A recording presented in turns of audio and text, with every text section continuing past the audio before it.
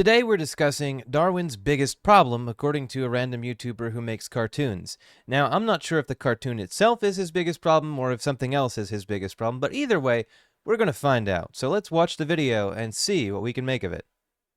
It's 1859 and there was this guy named Charles Darwin. He rode on a beagle to these islands and had a little idea. Just like humans can take the variety that they saw in animals and breed horses to be faster or dogs to be more hot dog-like, given enough time, old Charlie D figured nature could do the same thing and take even the smallest, slimiest of creatures and create the biggest, most baddest of T-Rexes. Yes, that makes perfect logical sense, but also, I'm not sure what to make of the style of this cartoon. Like, if this guy ever sees this video, I just want you to know, I like it. I like the cartoon. I like the cutesiness of it. I think you're a bullshit artist, but your actual art, perfectly good. I like this. But, yeah, you're gonna be... I feel like this video is about to be severely lacking in facts, so let's continue. Nice. But there was one doubt that he couldn't shake, a problem that threatened to undo his entire theory. Here's the story. Charles pretty well anticipated and answered most objections that were posed to his theory in the origin of species, but had some serious doubts about one in particular, the Cambrian fossils. Oh boy, we know where this is going, don't we, folks? The sudden emergence of a bunch of different species in the fossil records. You just can't account for that with evolution. How could evolution account for a sudden increase in diversity after, let's say, a mass extinction event or the end of a large-scale glaciation event? I'm pretty sure that at the beginning of the Cambrian explosion, Earth was exiting like a snowball sort of stage, so I think that's one pretty good explanation of how it happened suddenly, but sudden here is very relative. We're talking still tens of millions of years, potentially, but I think we're getting there before he does, so let's let him talk first, I guess. Darwin expected very gradual change in animals and thus a smooth succession of fossils. One more thing I just want to say. Charles Darwin is not evolution Jesus, okay? Evolution does not begin and end at Darwin. In fact, it didn't even begin with his grandfather, who also had ideas of evolution. And it has been a long time since Darwin died, and the science of evolution has changed quite a lot over that time. So Darwin, not evolution Jesus, just for the record. But what the fossil showed was the opposite. There was a sudden appearance of wild new animals out of nowhere, and they remained essentially unchanged throughout the... Sudden, we're talking about, again, tens of millions of years. I think the big difference here is that all of a sudden animals had like bony structures, shells, things of that nature, things that took calcium. And I think we can think of one real, I haven't really looked this up, but I can think of like off the top of my head one really good explanation for why there was the sudden emergence of like shells and bony structures like that. Predators. I mean, if you are a soft, squishy thing and all of a sudden predators emerge, well, you're going to have a lot better chance of surviving if you're a lot bonier. So that would explain that. Again, that's just off the top of my head. Maybe I'm a genius. But clearly, this guy hasn't done any research into it at all from the other side. This is the biggest problem with videos like this, Use some critical thinking. Don't just give us your side of the story. Give us every side of the story if you're going to go about it like this. But of course they won't, because the other side of the story would be fatal to the argument they're trying to make, which is essentially religious. Oh boy, I'm in a ranting mood today, huh, fellas? The fossil record. This is a big problem. We're missing a ton of fossils. If we can't find them, it just could prove my whole theory wrong. The fossils don't agree with you, neener, neener, neener. In fact, we did find a lot of fossils before the Cambrian explosion of species like leading into the Cambrian explosion. So the fossils, well, at least some of them, are there. They do exist. It's not like it's entirely missing. It's just there isn't a super high number of them, which is a problem in itself, but it's not a problem for the whole idea of evolution. It's a problem for, fossils are very hard to form, first of all, and if they didn't have the bony structures that would survive to be fossilized in the first place, it's obviously going to be very hard for them to be fossilized. I mean, you can have types of fossils of, like, species without bony structures, but it's a lot rarer than even, like, the fossilization of species with bony structures. I really like saying bony structures as a side note. Harvard paleontologist Louis Agassiz and other prominent naturalists wouldn't let him forget it either. Yeah, okay, you guys are right for now, but what if the fossil record is just incomplete? Don't worry, we'll totally find those fossils later. Boom, problem solved. So tons of younger naturalists, we're talking Joseph Hooker, Thomas Huxley, Ernst Haeckel, Asa Gray, they were convinced. Old coots like Agassiz just missed the boat. See you later, suckers. These Victorian naturalists didn't yet have the data or tools to explore the question much further, so they just held out hope that the fossils would turn up eventually and focus their efforts elsewhere. But that would soon change. The year's 1909 now, and along comes Charles Doolittle Walcott. He was hanging Oh, I know him. He's a guy that he could speak to animals. out up in Canada, digging holes, looking at rocks, when, dum dum dum, Chuck, I think I found something. Walcott found the motherlode, an unprecedented trove of immaculately preserved Cambrian fossils. These didn't contain the precursor forms Darwin expected either. In fact, it only Well, I mean, if they're from the Cambrian, why would they contain the precursors to Cambrian fossils? I feel like that's something that's going kind of like unmentioned here, isn't it? made the problem bigger, suggesting an even greater suddenness than Darwin even expected. Okay, so I know this looks pretty bad, but what if, get this, there really are tons of intermediate fossils, and we'll totally find those later, say, under the sea. I wonder why he's like leaving out, the intermediate forms that we found over the whole period in the hundreds of millions of years since. I mean, like, what is the argument that they're making here exactly? I would like to know. I mean, they never really state it outright, usually. This video may, I don't know. But, like, it's really rare that they actually state the argument they're making about what it means, the Cambrian explosion, what that whole thing means. What does it mean to you, creationists? I would like to know. What are you trying to divine from the sudden emergence, allegedly sudden, of a bunch of different types of like bony species? What are you trying to glean from that information? I think the main things we can glean is that, before there were bony structures, fossilization was much rarer. The emergence of bony structures could have had a number of causes, such as, predators emerging that required some kind of armor. Those with armor were more likely to survive, so a bunch of different species with armor popped up. The evolutionary arms race continued, as it tends to do. The Earth was leaving a glaciation event, like, the snowball Earth sort of deal. And all of a sudden, there was room. There were different ecologies. There were different ecological niches to fill. I mean, there's plenty of explanations. Even if you want to go like Stephen Jay Gould, I think that's how you say his name. I apologize if I'm wrong. Punctuated equilibrium, stuff like that. There are explanations. It's just like, you don't look too hard for those explanations, or you just find ways to say, well, no, that couldn't be the case, but why not? Fantastic idea, Chuck. I'm sure it'll just sort itself out and won't be a nagging problem for decades to come. No siree. Back to work, boys. Hey Chuck, good news. We've invented these giant drills that can take samples from the sea floor. How about we finally find those pesky fossils we've been looking for? Awesome idea. Still nothing. I wonder what could be the problem. The answer wasn't under the sea either. The more they looked, I mean, so the idea here, I think that they're getting at is, science is imperfect. It's always incomplete, and that makes it bad. Now, that's the only thing I can, like, take from this. They're implying that because science doesn't know everything, because science is a long, unfolding process where your ideas have to change, your expectations have to change, and you will be wrong. Because of that, well, it must be fake. What else can you take from it? for the missing fossils, the more it confirmed Darwin's initial doubt.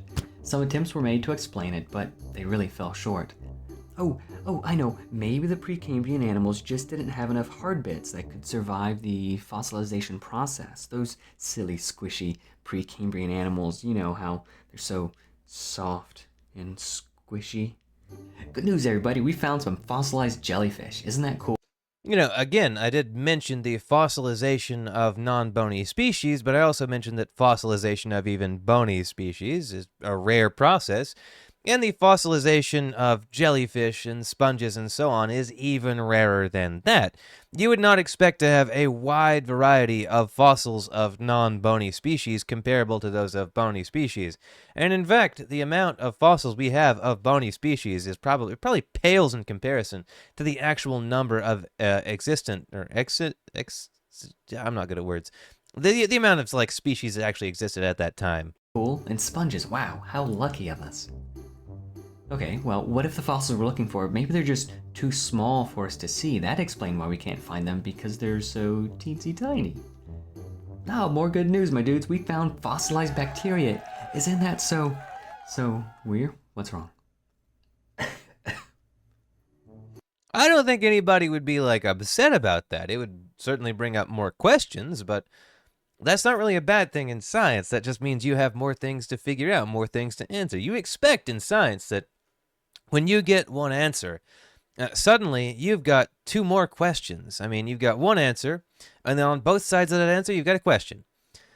So I think that's just like an expected part of the process. No scientist is ever expecting to suddenly just solve everything. You're never expecting just, well, okay, we've figured that out. We don't have to think about that anymore. No, it's a process. It goes on and on forever.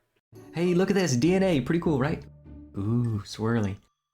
Who needs fossils anyway? Pfft, what even are they? Rocks? Big deal. DNA. This is the key to evolution. Oh, correct. Even though Darwin's elusive pre-Cambrian fossils never turned... You ever notice that the only ones who ever use the terms Darwinism and neo-Darwinism are creationists? I've never heard somebody like a scientist talk about evolution and call themselves neo-Darwinian or something like that. Now, I understand that the terms Darwinian and neo-Darwinian do have scientific usages. I'm just saying, it's just like evidences. You know, the only people you ever hear saying evidences are Christians. Always. It's odd, isn't it? Turned out the steady march of science progressed elsewhere, and it shored up the theory in the minds of its supporters. DNA in particular was giving up its secrets and provided a whole new insight into life. All the cool scientists were on board. Forget fossils, everybody knows evolution is a fact, and we all lived happily ever. Dude, those scientists have to be like 150 years old at this point. Ever after. Oh no, what is this? Philadelphia, 1966. A bunch of math nerds got... Oh Lord, here comes the math. We've touched on math any number of times on this channel. And, you know, I just want to say, I'm going to let him, like, cook here a little bit, but I just want to say, like, that math is misleading, and I will soon explain why math is misleading. But before we do, let's watch this complete fucking garbage. Got together, they started rocking the evolutionary boat. We're talking big wigs like MIT's Murray Eden, Harvard's Ernst Mayr, Richie Rich Lewontin, French mathematician Marcel Schutzenberger, and the one, the only, the Nobel laureate himself, Sir Peter Medawar. People who had expertise in mathematics, but of course no or little expertise in evolution. Okay, so you guys know this whole neo-Darwinian thing, it's not... Also, look into Nobel syndrome, where people who get, like, Nobel Prizes tend to think of themselves as experts in goddamned everything, even if they're not, which nobody is, so of course they're not. It's so hot right now. Animals need cells to function and do stuff, right? Right. And cells need little bits to do stuff, right? Okay, let's be clear. I gotta say the channel name at least once per, video. But let's be clear about something here. There was never a point at which evolution was looking not so hot. I mean, evolution has been known to be a fact since Darwin's time. It's a consensus. There's no doubt to it, except for among, people who are religious and want to dispute it on religious grounds. It's not scientists disputing evolution, it's religious people, and they admit as much. Like, William Dembski of the Discovery Institute, he said it was God. Like, they're not even hiding it. Like, this whole thing is just the big silly. Like, this guy, the guy doing this video here, he's not a scientist. He's a cartoonist. Who knows what he's like, actually studied or whatever, but he's a cartoonist. He's not like a scientist, as far as we can tell. I hope he's not a scientist, but he's just a dude who does cartoons. And what else is he? Well, obviously he's a Christian. Where do you think his disputes with evolution come from? Well, Christianity. It's not like he's a big science guy that's offended that this fake science is taken over. Well, no, he's a God guy who's like, well, this challenges my idea of God, so it must be wrong. But no, my guy, you are wrong, in fact. Yep. And those little bits need DNA to do stuff, right? Uh-huh. Well, maybe we should, I don't know, calculate the chances of that sort of thing happening. And they No, we shouldn't do that. I mean, you can do that. There's not really a problem with that. But, like, again, these things are always terribly misleading, and I will soon explain why. Did just that. The field of computer science had come on the scene, and now that DNA was better understood, scientists were eager to see how easy or difficult it would be for the Darwinian mechanism to generate the information that DNA required to create new forms of life. Fossils or not, if the numbers showed that random mutation could make the simplest bits of life, then the biologists were confident that they've got a good shot at making the more complicated things. So these nerds did what they do best. They crunched the numbers and the results were tentative, but they didn't look good for the biologists. The mutational mechanism, as presently imagined, could fall short by hundreds of orders of magnitude of producing in a mere 4 billion years even a single required gene. And yet, we have observed in laboratory settings the emergence of genes required to do big things in species. I mean, this is a thing we have observed. So the numbers are inherently misleading. I mean, let's say they're not. Obviously, there's enough chances in the universe that it happens anyway because we have observed this in a laboratory. We observe these gene changes constantly in laboratory settings, and it's frankly fascinating. Of course, this was, 60 years ago? Quite a while ago. I imagine that back then the science was a lot more rudimentary, so they probably didn't have the information we have on these sorts of gene changes. I mean, I know they didn't. But nowadays, when you can actually go into a lab and force evolution to happen in some way or another and observe that happening and find the genes responsible for it, this claim is just silly. And in these settings, these laboratory settings, you are not the one putting the gene there. The gene it's a random mutation that is locked in if it's useful and leads to some adaptation the species didn't have before that makes it more efficient at surviving in its environment. And, we see it happening. If it can happen in front of humans, obviously it can happen in nature too. They couldn't get the numbers to work for even the simplest building blocks of life, much less the whole animals that appeared in the Cambrian. While most scientists were still happy to accept Darwin's mechanism, skepticism was growing. After Wistar in the 1970s, young biologists could no longer ignore the geological record's lack of the expected pre-Cambrian fossils. In time, the science developed to more accurately measure the likelihood of whether or not the neo-Darwinian mechanism could account for the Cambrian explosion. These experiments demonstrated that even on evolutionary deep time, the odds of random mutation and natural selection acting on DNA to make the animals in the Cambrian explosion were slim, to say the least. Early estimates pinned the Literally doesn't matter. I mean, they love doing this. They love doing this thing where they're like, oh, look, big numbers. But here, I guess I got to go into it now. And I have been drinking a little bit, as you have seen. Guinness today, by the way. So, may not be the best at it. But let's give it a shot anyway. Here's what we're going to do. So, these big numbers, enormous numbers. But let's take some other numbers and put them together and see what we can do with those numbers. Now, let's talk about habitable zones of stars. It's something like 1% of planets we've discovered that are in the habitable zones of their stars. Let's say, there's about 200 billion stars in our galaxy. Let's say there's about 5 planets per star. That's a reasonable estimate. So about 1 trillion planets in the galaxy. There's probably more, honestly, but that's a good estimate. Let's just go with that.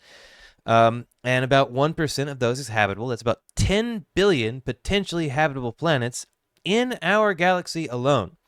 In the observable universe, there are somewhere between, I've seen estimates of 500 billion to over 2 trillion galaxies in just this observable universe. And the observable universe is only something like maybe 1/250th of the total size of the universe.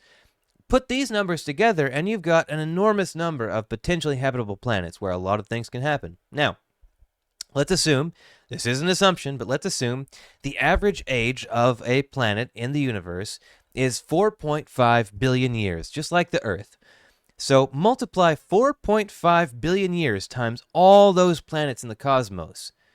We are talking about truly, unfathomably enormous numbers. Now, I haven't actually added these numbers together like, the famous mathematicians have. But suffice it to say, they're going to be pretty big numbers. Even if they're not that big, they're going to be pretty big. So they may have some big numbers that, of course, are partially gained from not really understanding how evolution works, but we also have big numbers on the other side. So keep that in mind. the odds at around 10 to the 90th to 10 to the 63rd. More precise, recent experimental results pin the number at 10 to the 77th. That is 1 chance in 100,000 trillion. Wow, big number. Crazy. Trillion, trillion. Trillion, trillion.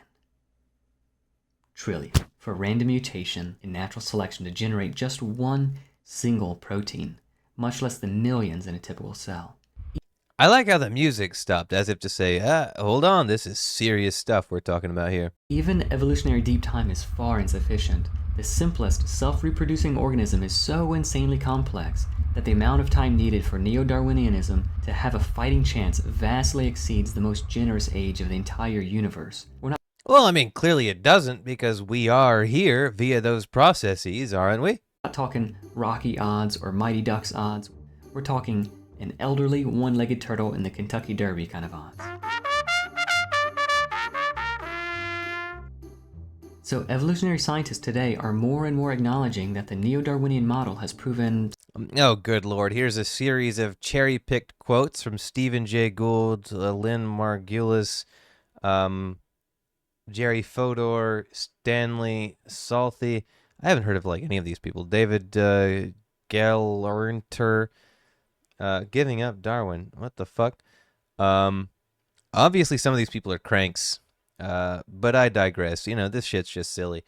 You can't really get much from quotes that are cherry picked without context. I mean, this Stephen Jay Gould quote: "I have been reluctant to admit it, but if Meyer's characterization of the synthetic theory is accurate, then that theory as a general proposition is effectively dead, despite its persistence as textbook orthodoxy." Okay, so from that quote, can any of you tell me what he's talking about? No, didn't think so, and I doubt our Wonder Boy of cartoons here can either. Simply inadequate in providing an answer to the question of life. The popular public-facing side of science does like to present a united front that all is well, but seeing so many problems mount and answers lacking.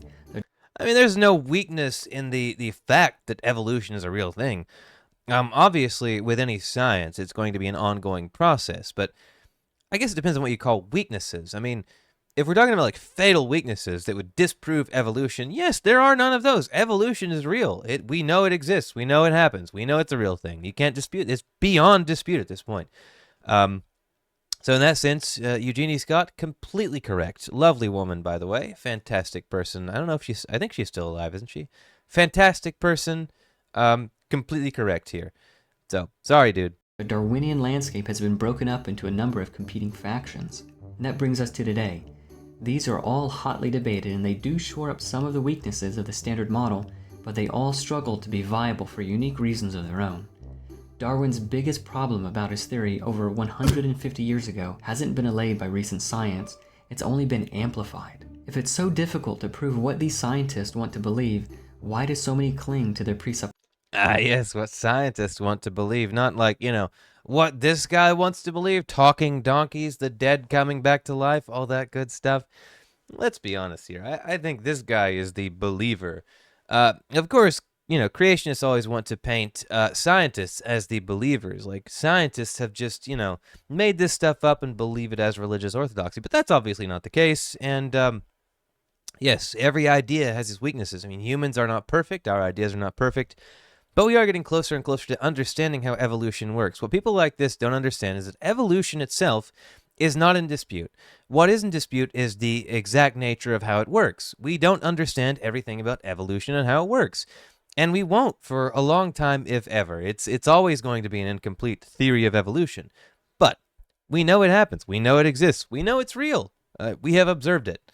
So, whatever, my guy. I don't think, Darwin's biggest problem is really that big of a deal, but of course these people do, so I'll let them have it, I guess. Fantastic little cartoon there, my guy. You're wrong about everything, but thanks for playing. And for the rest of you, thanks for watching. Have a good one.